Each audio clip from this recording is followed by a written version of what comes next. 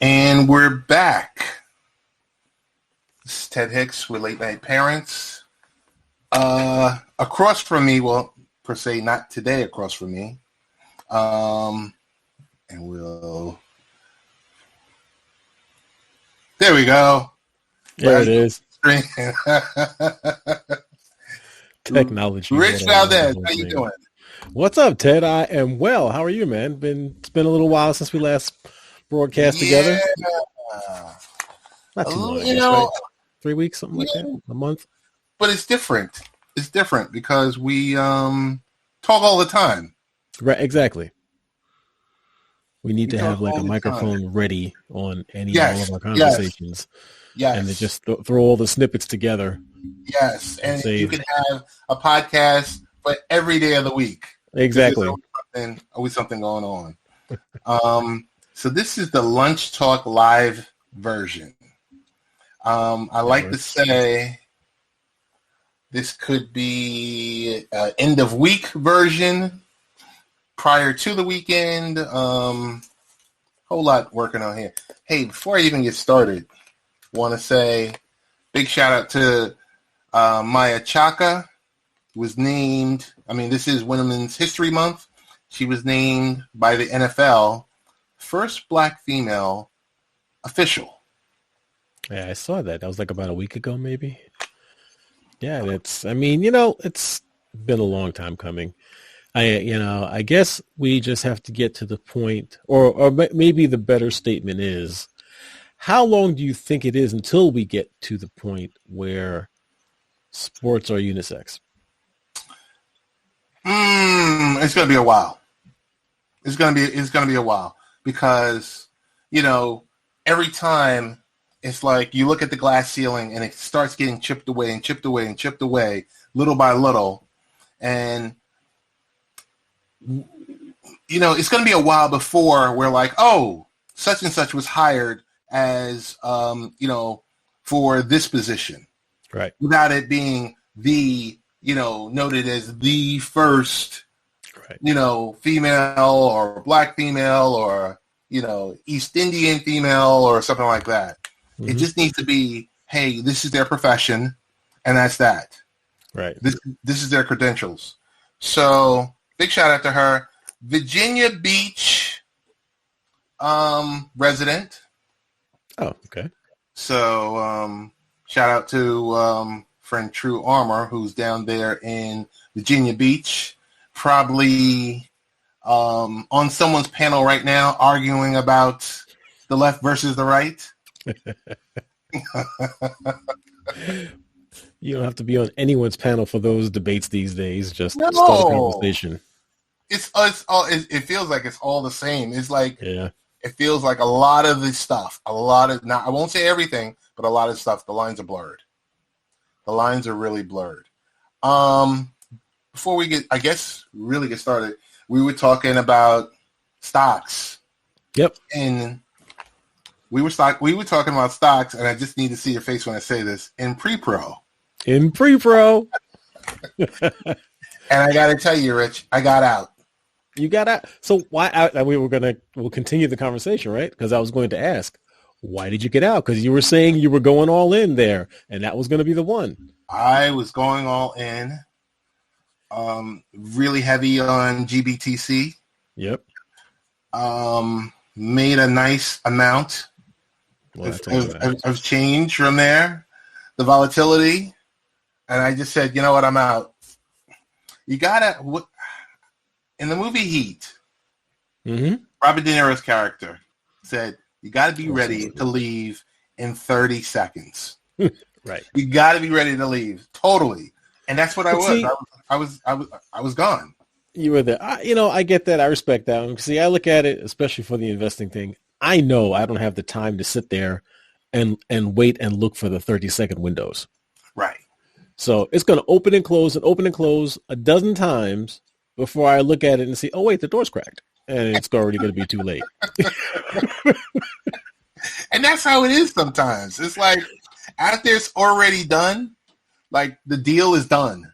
Right. And you're sitting there, you're like, what just happened? What did I miss? And been in plenty of those where it's like, all right, well, if I had been there, maybe I would have caught it, and then maybe not. I mean, So but we're not day traders. no, So exactly, and that's the key. So you either got to be you're in it for short term, or you're in it for the long haul. Short term, when I say that, I mean, you're going to hold it for a week or 2 or 3. You're not going to sit there and watch it day by day, hour, minute by minute, which is what you need to do to be the day trader. We're going to get in there. We'll hear something. We'll do some due diligence, do some research, say, all right, this looks pretty good. Pick it up, see what it does over the next month or so, and then make your decisions. Or you get it saying, over the long term, this is going to be, it'll give me my percentage gains, and I'll just let it sit there until I want to pull it out. And they both have their advantages. I'm more the long-term guy for the most part. Yeah, I you know what? I fully, wholeheartedly agree with you. I'm just looking through some notes here, Rich, but I wholeheartedly agree with you on that. I don't know. You kind of just get a feeling. Oh yeah, go for it. You throw some money in there, see what happens. I got the feeling, and I was just like, you know what? I'm out. And it's just being able to say I'm out. And you're just at the point of, you know what? I'll get back in. Right. Eventually. But for right now, I'm like, because if you look at the market, the job numbers were up today. Mm-hmm. So the market, there was a bounce. It's positive. There's a bounce. Yep. Payroll taxes versus job numbers and everything else. And the fact that, and you and I usually don't bring politics too tough into our discussion. But sometimes we broach it. It's like the fact, is there stimulus, or the stimulus plan itself that we know of it. Right. Is it going to get passed? Is it going to be a variation that's going to get passed? You kind of sit there and you kind of wonder, like, what's happening? I think this one gets passed.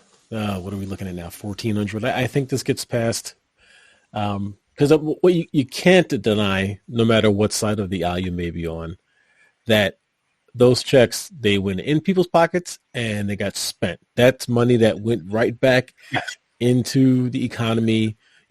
How it got there, it could be two different things. Some people, of course, had to use it because they had rent to pay, they had bills due, and all those things got paid and kept them active. Other people who maybe didn't, quote unquote, I'll say, need the money quite as severely, it's still money to get spent. Even if they said, all right, well, hey, I got an extra $600, let's go out to eat. It could be anything. It's money that goes back into the economy.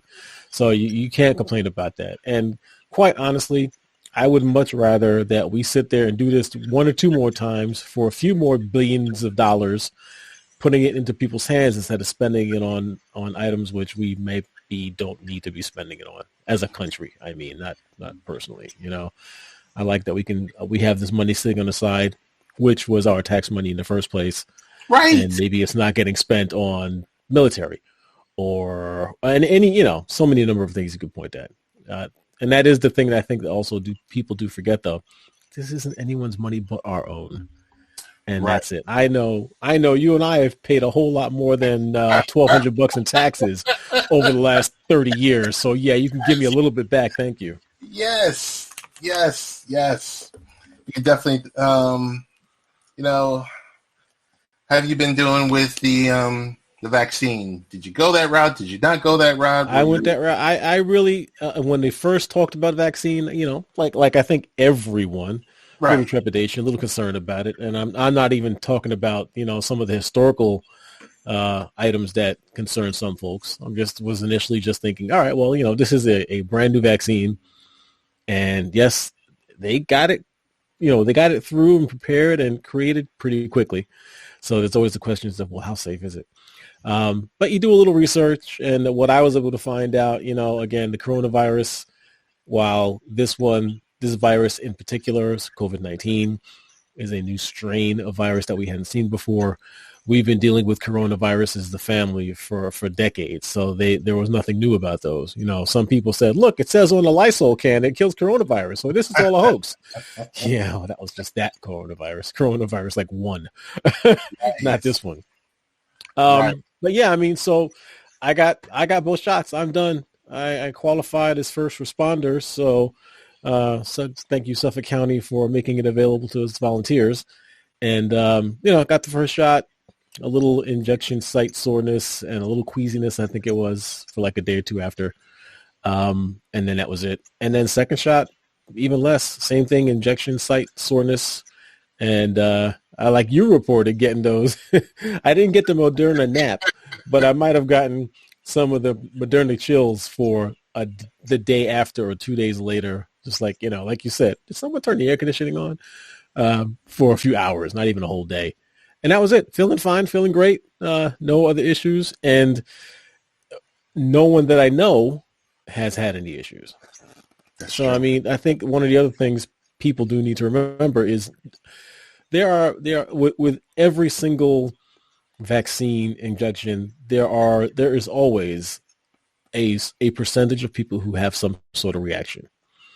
But what you have to think outside the box, that it's one globally, and just look at the scale. So sure, if 1 million vaccines are administered and 10 people have a reaction, what's that percentage? 0.001, I think, if I got my math right there. It's going to happen. So even if you hear someone say, I got sick, okay, well, how many other people did you hear about it? And what level of sickness? You know, let's not react, you know, inappropriately. You need to do this. And again, taking the vaccine, yes, it does not make it. It does not create the situation that you cannot get the virus. You'll still get it, but you'll have no sickness. You'll have no illness. Right. And that's the key thing. And also remember, you can still transmit it if you're carrying it.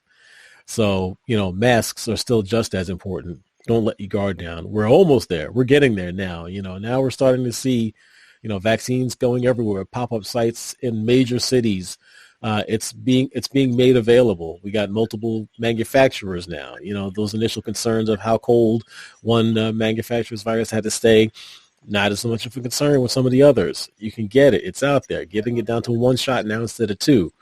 We just need to do these things, and we will get through this. Now, what do I expect? I expect that we'll be getting a COVID shot every year like you do a flu shot, those who choose to get the flu shot. And I'll be one of those as well.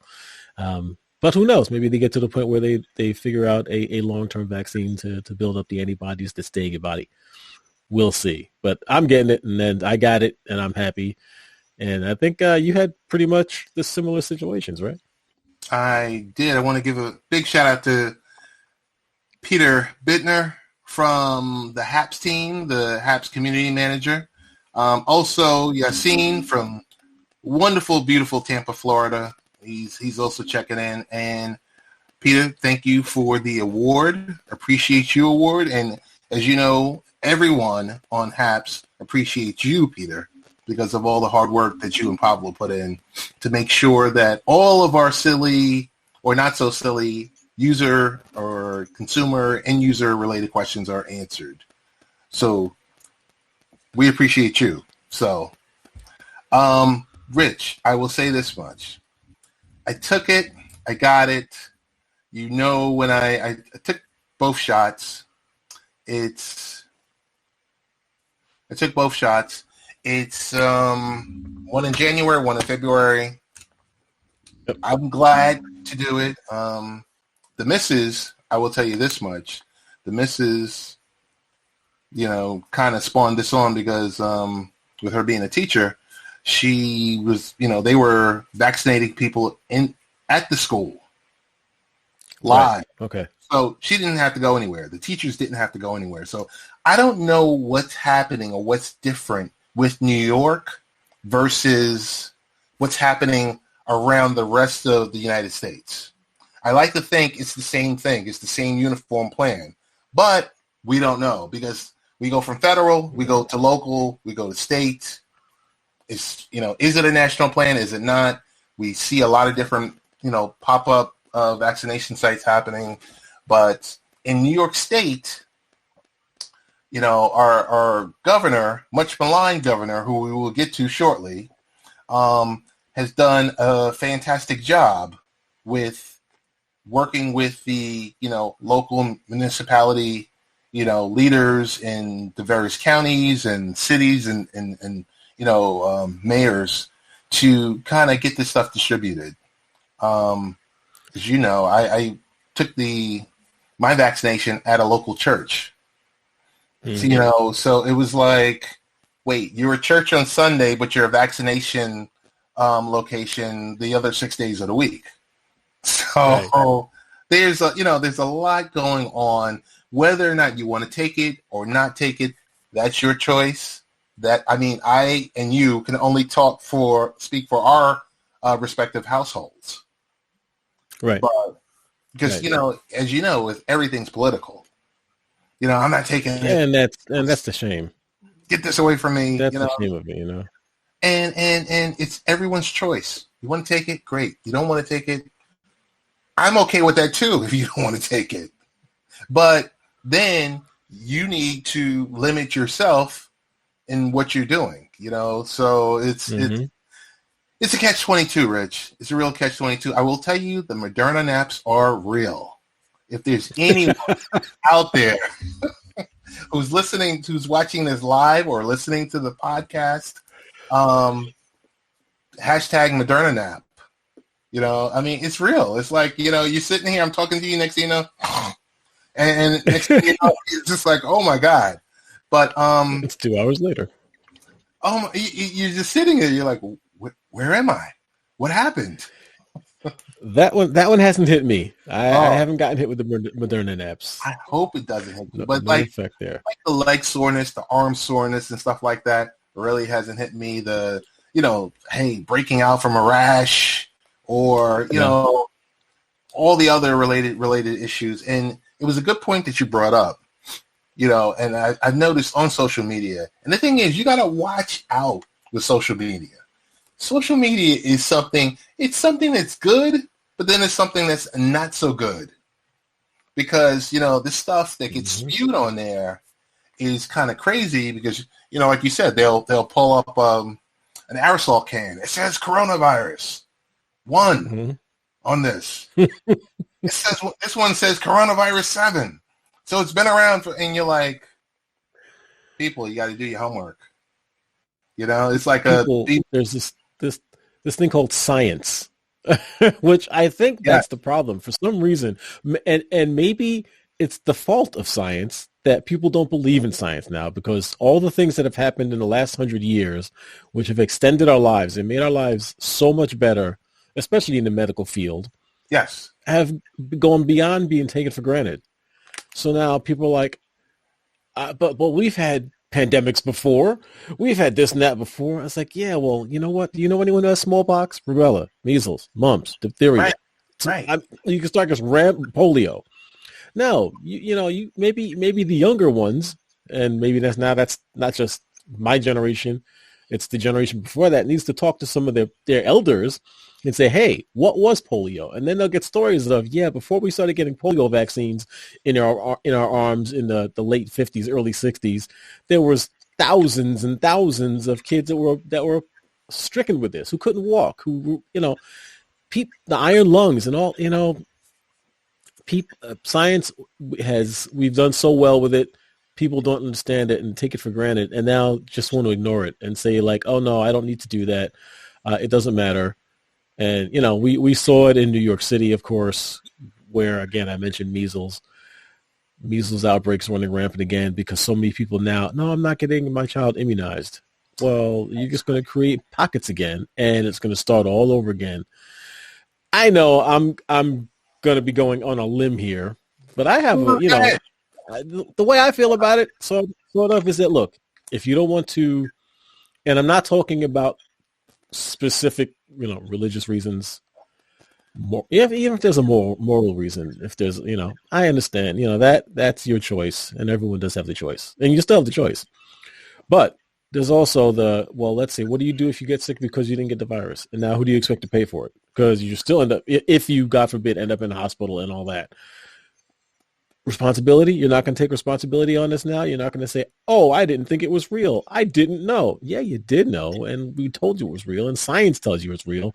So don't believe these cockamamie conspiracy theories. I don't know. What do? We still end up, doctors have to heal people. That's the Hippocratic Oath and should be abided by. Absolutely. But no, it's true. That's true. Take responsibility to some extent. I'm not saying don't cover people. Don't get me wrong. I'm just rambling on that pretty much. I will just say this and we'll move on to the next topic. What's crazier to me is some of these governors jumping on cable news or making these comments about, hey, I'm open in my state 100%. And we haven't been vaccinated. We haven't been vaccinated 100%. It's just messy. So we'll sit back and watch the numbers. So that that Texas governor announced that like 3 days ago. Yeah. All right. End of the month, 3 weeks. Right. Let's see what's happening in Texas. It's not just that, Rich. It's Texas. It's Mississippi. You got I know a governor in Alabama saying, okay, this is going to be the last extension of mandatory masking while you're in the public. And as of April 9th, that's it.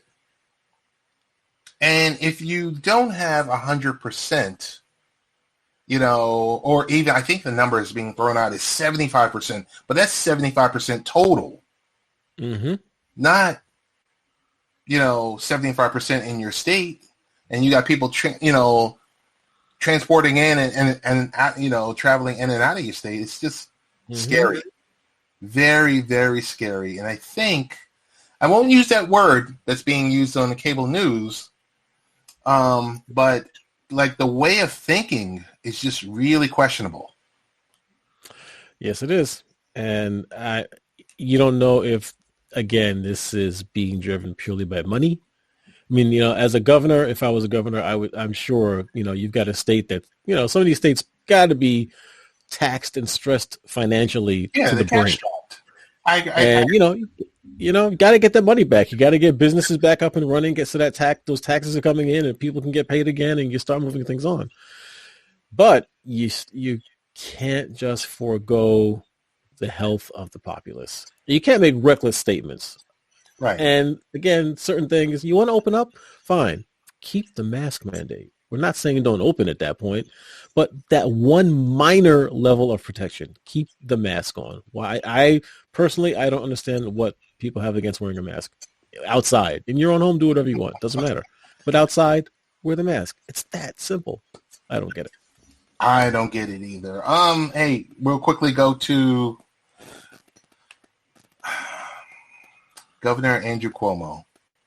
So how could someone who was so right, who was like a beacon of hope, the guiding light, one life to live, a general's hospital, and getting us through the days of our lives. Getting us through the days of our lives, and was once considered all of our children. How could someone, and most people that are watching this, if you're under like 40, you don't know what we're talking about right now, but okay. Just roll with it. So how can someone so right, with coming out, and we watch them on YouTube every day. We watch them on all the local channels, stream them every day. Yep. Someone who took something so negative to a positive, and now this person has taken something so positive to a negative, Rich. Well, I'm going to say this. One, for, again, and it's New York, but for every one of us here in New York who thinks and feels that he did so positive a job, there's someone else that thinks he did such a negative job. True. And there's just that many out there who have been saying he's doing wrong by all the mandates he put in place and calling him, Il Cuomo, and making it seem like he's the dictator and that he did wrong and stop the masks and he should. So many who have those feelings. Yes, King Cuomo, Il Duce. So that, half of maybe I got to think it's less than half, but there's a significant number that don't feel that he did the right things then, and they're like, "See, this is just another thing. He was doing what he wanted to, and all that." I mean, my personal feeling in this, there are issues, right? There's more and more coming out about the potential cover up of reported deaths in the nursing homes. That's serious. There's no playing around with that. Very serious. Yeah. And go ahead. That number is almost at 50%. If you read the Wall Street Journal and New York Times articles last night, and I'm sitting there reading this stuff, and I'm like, oh my goodness. So there's a big difference. A lot of times we're at work and we're asked to produce reports. Mm-hmm. And there's certain times where we might consider, juking the stats. Mm-hmm. I don't even know what you call that. There's a difference. If reporting, if these allegations are true, that's very serious, because then you were just trying to hide numbers. And it wouldn't make sense. Why hide the death numbers? Why hide it? Unless you feel that you had some culpability in the cause. And clearly he didn't. And I don't even blame the nursing homes for it, really. I mean, no one knew what was going on at the beginning of this. No one knew what to do. No one knew what to do. Why hide the number? Unless you want to claim something like a certain orange-capped one tried to do and say, I didn't want to tell anyone because I didn't want to cause panic and fear. Well, I'm sorry, but for everyone who passed away, for almost everyone that passed away, there was a family member that knew about it. So it's not like the numbers people didn't know what was going on. Right. And you put things, he put the measures in place so that we could contain this and start really and truly locking down the nursing homes like what was needed as they learned. So I'm hoping that after some investigation, it comes out that no, this was not an intentional downplaying for those kind of reasons. But still, that's serious. The other half of it is the harassment allegations. The sexual harassment. There's an investigation that needs to take place. There's an investigation that needs to take place. Okay. Yes, so without a doubt, it's going to be taking place. I'm sure the New York AG, Letitia James, is going to be all over this. Yep. Every part of that is wrong. Sexual harassment is bad. It's wrong. Right. Hey, I'm going to tell you this much. No one should feel like, you should not go around just touching someone. Right. Whether the small of their back, on their arm, or the like. Yep. You should not be ogling someone. Yep. Okay. Right. And before you hug somebody, you should say, "Hey, can I give you a hug?" Right. I think everyone has taken some type of general ethics class. Workplace ethics class. Workplace harassment class. Everyone's got those. We know corporate does. And the state does too. Right. And county. So that's where you kind of like, where you can sit here and say, I didn't know. I didn't touch anyone. I didn't do. And I'm like, okay, was that apology, or was that not an apology, or was that just, I don't even know what that was. The numbers in the nursing home, troubling. Mm-hmm. At the beginning of this, no one knew what they were doing. Right. Okay. So you're transitioning people from hospital to nursing home, back to hospital, Yep. Not really sure, because if the end game is the number is 15,000, then you have 15,000 people that are no longer here. Right. So that's the end result. Why you're playing games with the numbers, I don't know either. And I've got family member. My mother is in an assisted living home. It's not really a nursing home now; it's assisted living. Okay. But the timing there, and they were very strict on the rules. As soon as people started to know what was going on, as soon as the transmittability of this virus came out, they put everything on lockdown. First it was no visitors at all, and you just can't have any outside interaction. And then it's all right. Well, if we can go X amount of days without someone reporting at the location, then we can have visitors, but they can never get those days. And like you said, you got to go to the hospital. You got to transport a person to the hospital. So it's the ambulance, it's the hospital, it's the emergency rooms, it's upstairs, it's back, it's the whole path. And no matter what, even after all of these items were put in place, all these precautions, people still got sick. And this is, well into, and are still getting sick with all the precautions in place. So at what point, do you say, well, we're doing everything we can, and probably are, but that's just the nature of this beast. It is that transmissible. And again, like you're saying, though, why hide it? There's no need to hide it. It is what it is. No, there's no need. There's no need at all. We'll transition from that.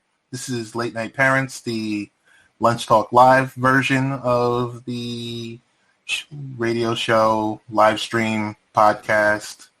I am Ted Hicks. We have Rich Valdez here. Rich, when you heard, I'm not sure if you heard or not, Square, who deals with, digital currency and everything else like that, the parent company of Cash App, acquired the majority of TIDAL, Jay-Z's streaming service. My question to you is, does that move the needle for you? For me? Nope. Were you a TIDAL subscriber? I was not. I didn't even use the trial version of TIDAL. It can never compare to Apple Music or Spotify, period. And we've had that conversation before. I am also not an Apple Music subscriber. I was a Spotify subscriber for a while. I just don't have the need of it as much because now I'm also a satellite radio subscriber. And once they opened that up, they finally did the right thing and stopped charging for using the app on the computer. That's all they had to do. Exactly. Now I'm hoping that this wasn't put in place just for COVID time. They should just leave that because they get enough money a month, and it's not like you're sitting. Well, again, a lot of people do sit in their car for 12 hours a day, so I can't say that. Right. But for some of us who may only be in our car for 10 minutes a day, still paying that monthly bill, come on, let me have access to it from a browser, and you don't have to do anything else with your infrastructure, and that's it. So they finally did. So I don't even have my Spotify account, paid Spotify account anymore. Got radio, got satellite, can listen to it whatever I want, wherever I want, and I still have a decent enough music library of my own anyway, so good. I will tell you this much. I signed up, so I stopped being, so I was, how do I start? I was a satellite subscriber for about 12, 13 years, maybe even longer. But what I noticed was, you got to play games with them, every other year when you're renewing your contract. Yes. Because they send you something and the number is totally ridiculous. Yep. And you got to go back on the phone and you're putting in a phone call, and the phone call is being picked up.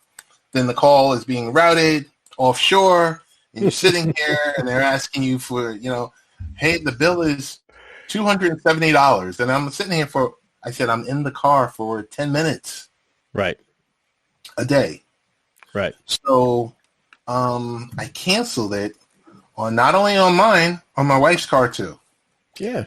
But what I did was I got one of their, they sent me a little brochure, and they said, and because I asked them, how about me just having access to the internet? Their internet subscription. And they were telling me something crazy on the phone. It was like $9 a month. And I said, well, how much is it to have it in your car? And they were like, oh, it's about $10 a month. If not, you can bargain them down to that depending on your level of service and all that stuff. So I wound up paying, you'll love this, kind of frugal. I think I paid a total of $4 a month. I mean, $4 total for 3 months. $4 total. $4 total for 3 months. But you have to cancel it after the 3-month mark. Yep. It's one of those. Otherwise, they're like, okay, here comes the automatic billing. Yep, I did something similar with them. And yes, we are live with the Grizz. So what I had to do with satellite is, subscription was due. And actually, no, it was when I bought the most recent vehicle. They bundle, they give you a whole bunch of services. Now, I was already a satellite subscriber anyway, but I did not have the full 100% package. So they bump it up to the full package, give it to you for 3 months. I rolled with it for that 3 months. On the day before the 3 months, I had set myself a reminder. So I give them a call and I tell them, all right, thanks. You gave me the free full everything. I'm just going to go back down to what I was paying for before. And I guess they look and see the same thing. I've been a satellite subscriber for like 13, 14 years. And the salesperson said, oh, you know what we're going to do for you? We'll let you keep it at the full service package. And we'll give you the bargain price of like $9 a month for a year. I said, that's it? Yeah, exactly. Yeah, so no problem. We'll do it right now. You hear the keyboard in the background? You're all set, Mr. Valdez. I said, all right. Oh. That's how you do things. That's how you do Yes. Rich, as you say this, it looks like my browser is frozen. I'm still here. Oh, okay, great. Can you hear me? That's all the question I'll ask. I can hear you loud and clear. That's all that matters. Question I have for you is this weekend. I know there's a lot that you're planning to be doing this weekend. Will you commit? You're going to feel like you're on Capitol Hill. Will you commit to 90 minutes of watching Coming to America 2 and WandaVision? I can neither confirm nor deny that I'll commit for 90 minutes of Coming to America 2. I can commit that I will be watching WandaVision. Last episode was great. Well, no spoilers. We'll keep this spoiler free. I'm glad. Well, I can mention that name, I guess. I'm glad to see the backstory they put up. I'm glad to see, learning more about Agatha Harkness. I won't say any more. Just leave that there. That is all coming together nicely. And my thing was, when they mentioned her name in that last second, I'm like, who didn't know that was Scarlet Witch? I'm like, didn't we all know that? Didn't everyone recognize? But you are the Scarlet Witch. Right. There's a whole world, Rich, that's out there. Right. And I'm not familiar with Scarlet Witch, the comic, that much. So people are learning. So all the new folks in Marvel, welcome to the fold. But that series has been very, very good. I can't say how much I liked and have enjoyed watching that. Coming to America 2, I mean, even though it's been, what is it now, like 25 years? I forget when the first one came out in the 80s. But it's a sequel. I mean, you got the original cast. You got Eddie Murphy. You got Arsenio. I mean, together, they're going to be funny no matter what. I hope it's good. I wish it all the best. And I don't know if I'll watch it this weekend, but I know I will watch it within the first week. I'll definitely do that. I'm actually looking forward for more, and I know it will not be as good, I seriously doubt, but Godzilla versus King Kong. I'm looking forward to that because I still remember the black and white Godzilla versus Kong from the 60s, 70s, and that was just an awesome show. So I'm looking forward to that and hoping that Godzilla versus Kong is entertaining, which is all you can ask for. I had a question. And I'm not even sure if I sent it to you. Did I send you any email on how to tell if a movie is big or not? I don't think so. Maybe it didn't. Okay, we'll save that for another time because I had a question about now in the streaming world, how do we tell if a movie is like over the top, big? Because these streaming services nowadays, and we have to have all of them that says, hey, we got 10,000 new subscribers. And I'm like, so is that a good movie versus when you hear, oh, this movie made $500 million? Right. Yeah, that's a good question. I mean, what are they basing? How do they base the movie's success? Basically, is what you're saying. Is it now going to be where you can't base it upon the dollars at the box office, but you base it upon the subscribers, the new subscribers? An article I read, I think on The Verge, would base it on the amount of subscribers that have recently joined. Around about that time that the movie is, made available, premiered on that streaming service. See, that doesn't make sense to me because now it's easier, and I never trusted box office numbers anyway. I don't like looking at the money. Let me know what the ticket sales were. But same thing. It's not like they don't know exactly how many people click on the movie, click on the preview, click on the movie, sat through the movie for the first 10 minutes, sat through and watched the entire movie. They know down to the second what you've been doing. So it's not like they don't know right away, when a movie is released, how many people had interest and watched. So they don't need to speculate on, okay, we got additional subscribers. I'm sure that may mean something if a film is released exclusively on a platform and they want to see how many people join that platform to view it. But okay, how many people who are already on the platform viewed it might be even more important because that's right. People are, that's true viewership. Right. So that's not like the data's not there. All the metrics are there to look and see the true success of a film and repeat viewing and everything else, which you'll have even more clarity on versus just more ticket sales. Well, you can say, wow, this family, this login viewed it 5 times in the first month or whatever the case may be. So they have more information now than they did before. Big shout out to Michael Bathurst from Toronto. Rich, I got to tell you, Michael has the best morning show really in the business on Haps. He not only has a morning show, he has an afternoon and I believe also an evening show, but his Sunday business show is even better. Michael, I just subscribed to you. Make sure you subscribe to Michael Bathurst. Great person, great personality, and just overall, nice guy. Good. And he always has great guests. I will say nice. That.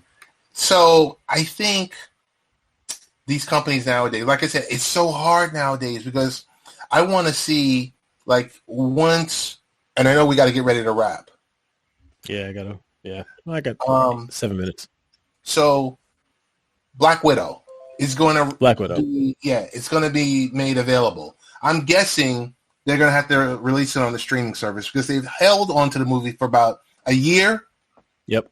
Now it's starting to collide with the other movies that are, and TV shows that are coming out. Yep. So what I was going to say to you was the fact that how do they do it? Are they going to do it based on their premiere access, based on how many eyeballs were on the movie to say, oh, it was a success? Because with Disney, they're looking for these billion-dollar franchises. Right.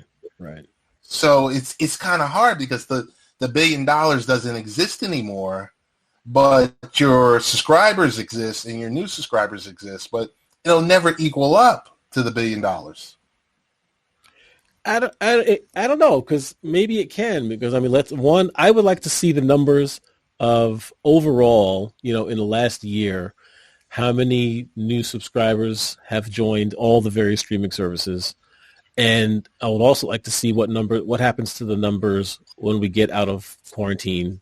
Do people hold on to those subscriptions? Has this now become the new norm? I mean, I do like let them release it on home video first, or a streaming service first. And then for those who want to get the full movie experience, all right, you can go to see it in the theater a month later and, get the $20 popcorn and a $15 soda and sit there and enjoy it in full view with full surround sound. And, as a film is meant to be enjoyed. But this definitely is going to change the industry. No, we're gone are the days of films are only released in the theater. And I don't think they need to be. So they're making money. They've got these subscribers.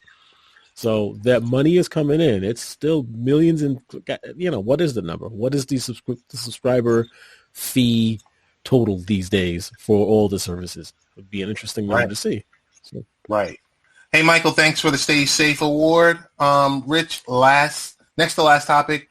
Apple clarifies you can't actually set a default music service on their devices, because I kind of see Apple with their iOS and iOS 14.5 running into the same problem that Microsoft ran into when we first started in the business. Using their browser. Yes. The pot calling the kettle black. Yeah. Yes. Oh, shades of Internet Explorer 4.0 being the default on your Windows 95 machine. Correct. So we're going to see, because supposedly in iOS 14.5, you are now able to set your default music music service. Because today's music service is kind of like yesteryear's internet browser. It's all the same thing. Yep. That's one thing. Last thing I would say to you is, what are you streaming? What do you plan to stream? I'm doing a few things. So, I mean, one, the sun is shining. You feel the warmth coming up. So summer is coming. I've actually been doing a whole lot of YouTube videos, especially for the Long Island area where we are, on fishing and the outdoor stuff. So looking to get ready for summer to enjoy that. I have been catching up on the last season of The Walking Dead, because you and I have talked about this, because I got you into that series. Yes. And at a certain point in season 10, I had just had enough, and I finally decided to let me pick it up and see what happens. And pleasantly surprised, I will give nothing away there for anyone who may not have seen it. But if you stopped, go ahead and catch up with it. And WandaVision, been doing that. And some chef shows. There's a great show with Jon Favreau. He did a movie called Chef. And then he's also done a cooking series. He's also like a semi-professional cook, besides being producer, actor, director. And the Chef show, and he's just going along with a lot of industry people and cooking. And it's very entertaining, a lot of inside stories kind of stuff, inside politics, inside scoop. So it's been really, that's it for me. I'm just randomly going through things and looking at them. Yeah. I'm going to tell you this much. I'm not sure if you saw it during the first run. Person of Interest. CBS show, Paramount show. I'm not promoting Paramount Plus on here, but I do have a subscription to Paramount Plus. Okay. I will tell you this much. Person of Interest, great show, especially for our profession. Go ahead. You will really like it. I've seen a few episodes of it. I used to watch it when it was prime time. Yeah. So yeah, great show. So we're gonna come to a close because we're almost at the 50-minute mark.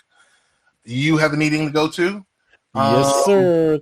Ways to get in contact with you? Late Night Rich, Twitter. And I am the real Ted Hicks. You can find us both here on haps.tv.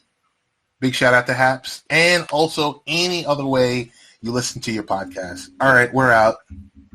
Thanks, everyone, for joining us. We will be back soon. Ted, I'm sure you'll see Ted before you see me again, but I won't be that long either. Thanks for joining us. It's been a pleasure.